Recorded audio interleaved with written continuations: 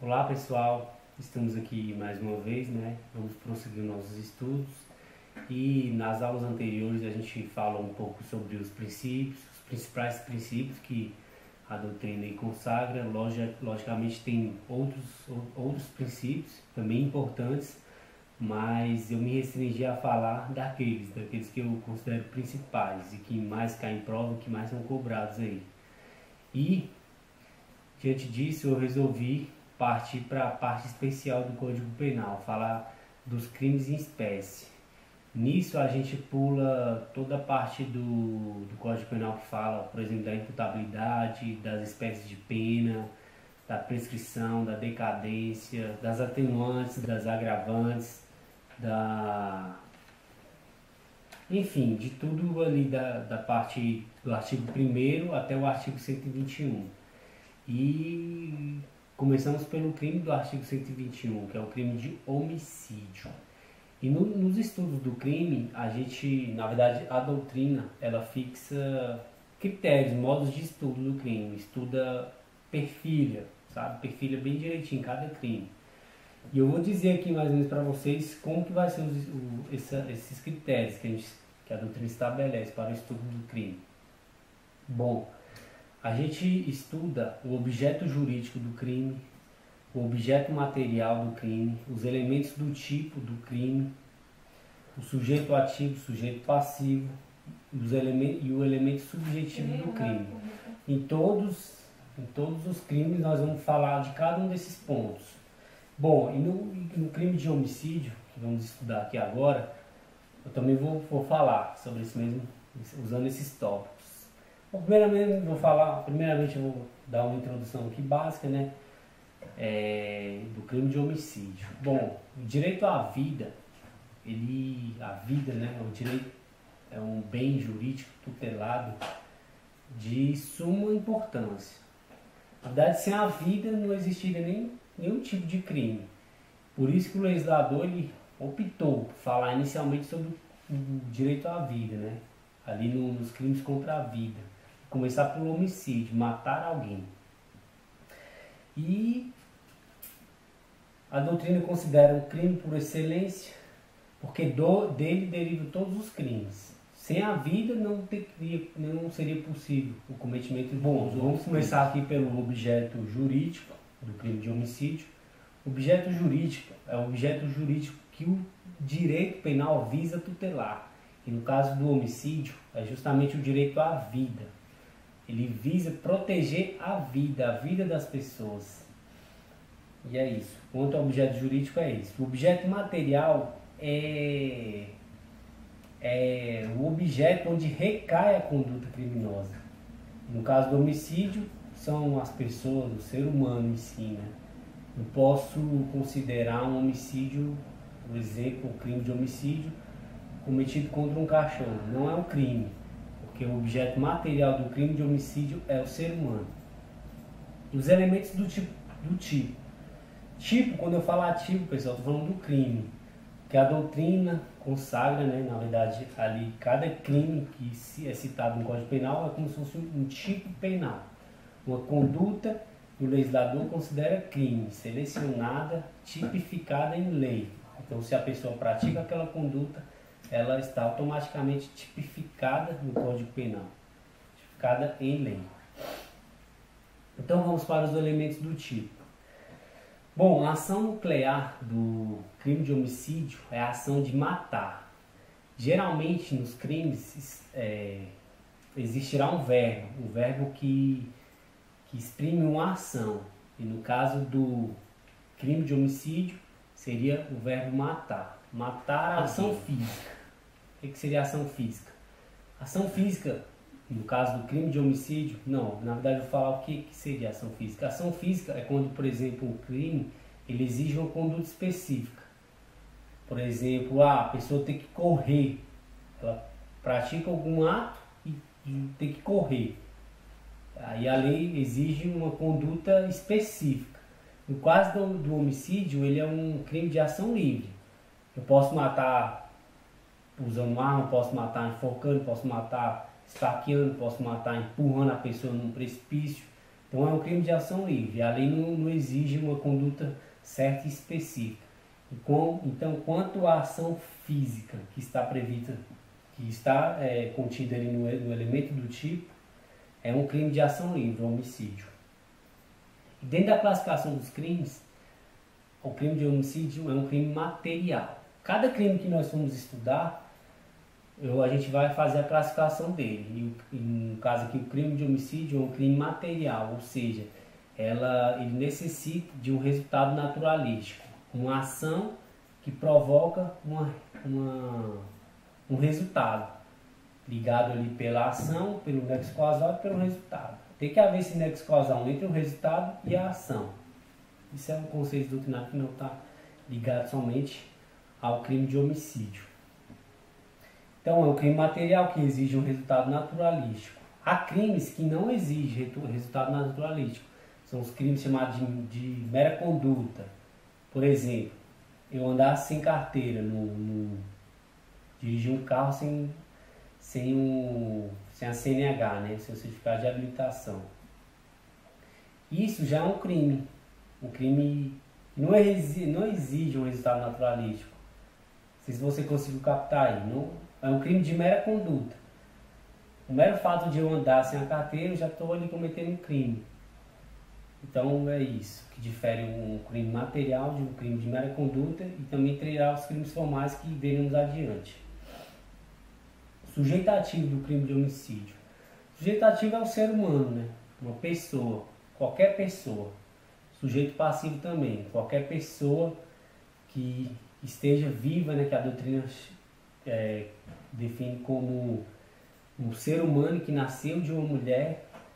Aí fica a dúvida, nascer de uma mulher. Na verdade, também não sei explicar porque a doutrina consagra isso, mas ela fixa isso. É um crime, é um ser humano. Outro ponto importante também, dentro daqueles critérios que eu falei inicialmente, é o elemento subjetival, o elemento meu, que dentro da teoria do crime, né, estudamos lá a conduta, que compõe o fato típico, né?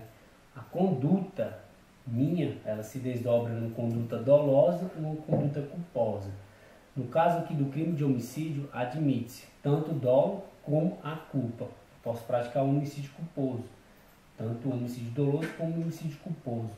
Em determinados crimes, a lei, na verdade, o Código Penal não tipifica a modalidade culposa, porque a questão de política criminal é uma questão de realmente não ser cabível a conduta culposa. Mas aqui no nosso crime estudo admite-se o homicídio culposo. E para a gente, assim, destrinchando mais a questão do dolo aqui no crime de homicídio, eu vou agora parar aqui o nosso assunto e explicar o que seria o dolo. Dolo é a intenção pura do agente. Se eu atiro em alguém com intenção de matá-la, eu pratico o crime de homicídio. Agora, se eu atiro na pessoa com a intenção apenas de lesioná-la e ela acaba morrendo, isso vai ter um impacto no mundo jurídico, isso vai ter impacto ali no seu julgamento. Por quê? Porque existe o dolo direto, que é esse dolo, por exemplo, quero matar a pessoa e é isso, é o meu dolo direto. E o dolo indireto, que ele se divide em dolo eventual e dolo alternativo. O dolo eventual é quando eu assumo o risco de matar. Por exemplo, no exemplo que eu dei anteriormente aí, quando eu atiro em alguém, vamos dizer, atiro na direção aqui da parte superior do corpo dela, entende que eu assumo o risco de provocar um mal, provocar a morte dela. Esse seria mais ou menos a questão do dolo eventual.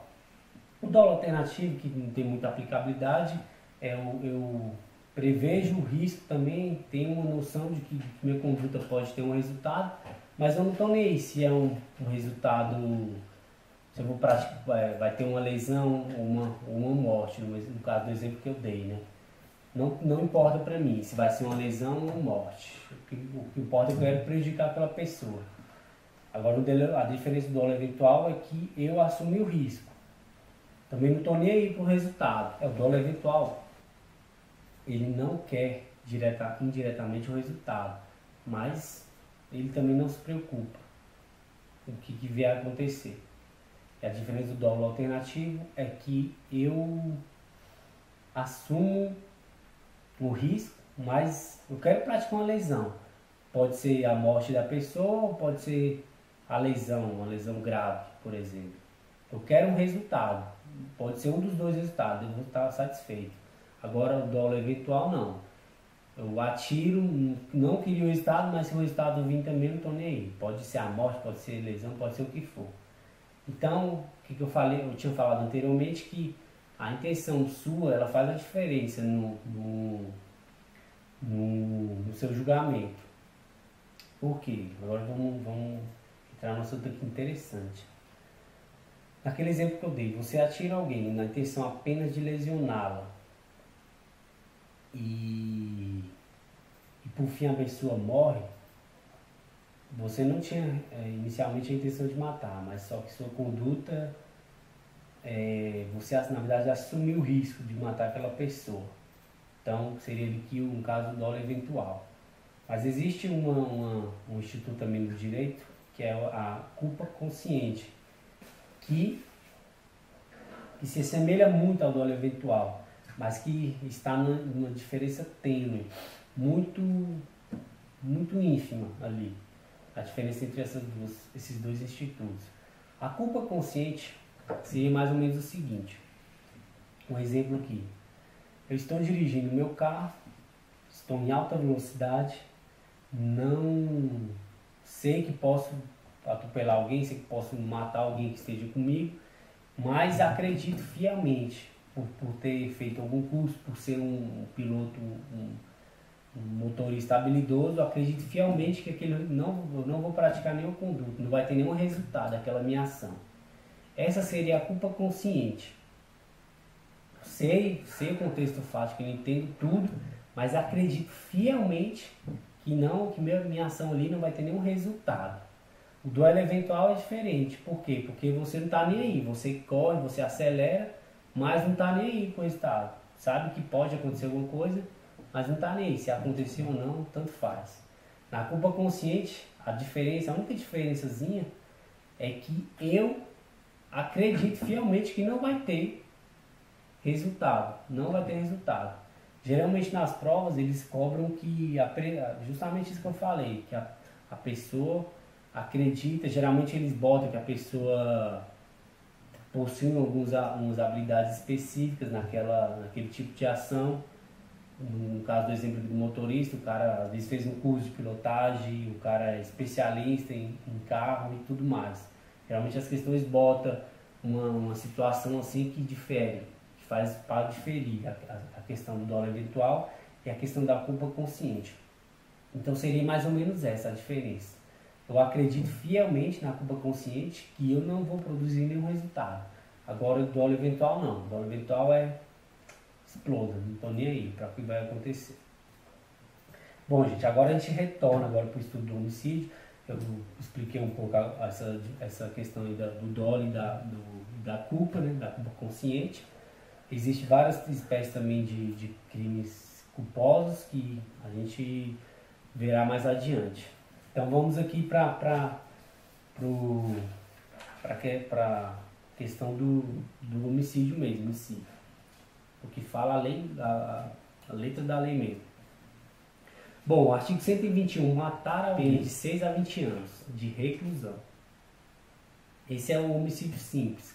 Toda vez que você ouvir falar em homicídio simples, é esse homicídio aqui, previsto no caput do artigo 121. Só que existe as causas de aumento e diminuição de pena e as qualificadoras do crime de homicídio. A gente vai começar aqui pelo parágrafo 1º, que trata do homicídio privilegiado. O homicídio privilegiado, ele tem a consequência de reduzir a pena de 1/6 a 1/3. É um benefício muito bom.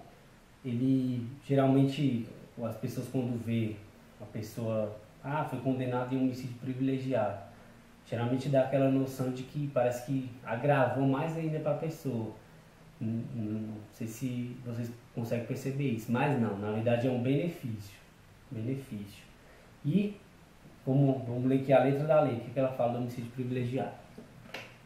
Se o agente comete o crime impelido por motivo de relevante valor social ou moral, ou sob o domínio de violenta emoção, logo em seguida a injusta provocação da vítima, o juiz pode reduzir a pena de 1/6 a 1/3.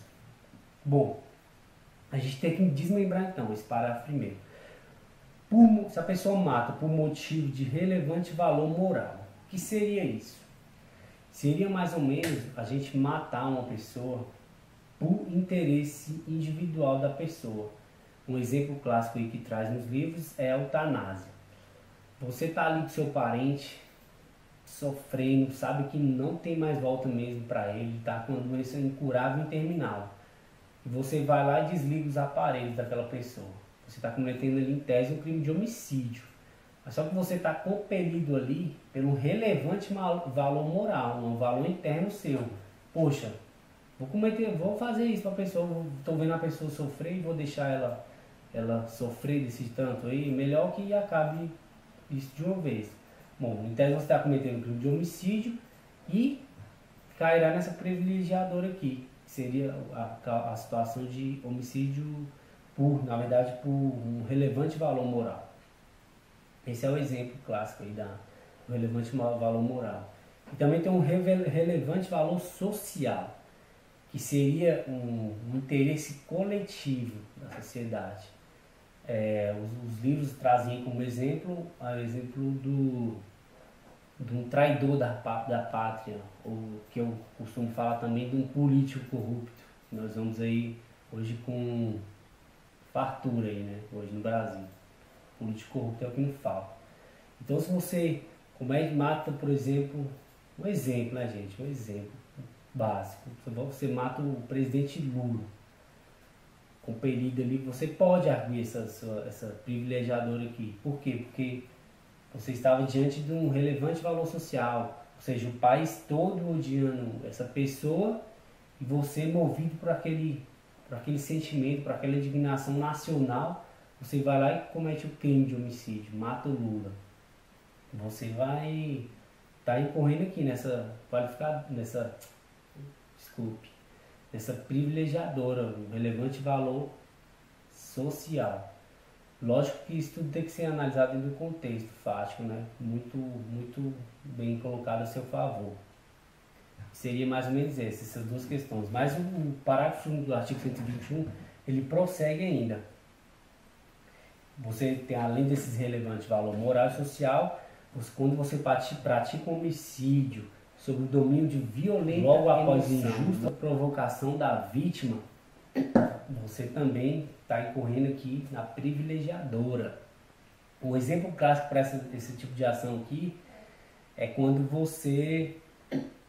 Um exemplo clássico aqui também, colocado nos livros, quando o marido chega em casa e vê sua mulher lá, deitada contra o cara na cama. Você é dominado ali por uma violenta emoção, por uma conduta injusta da sua companheira. Então você vai lá e mata os dois logo. Ou se não, mata só ela ou mata só ele.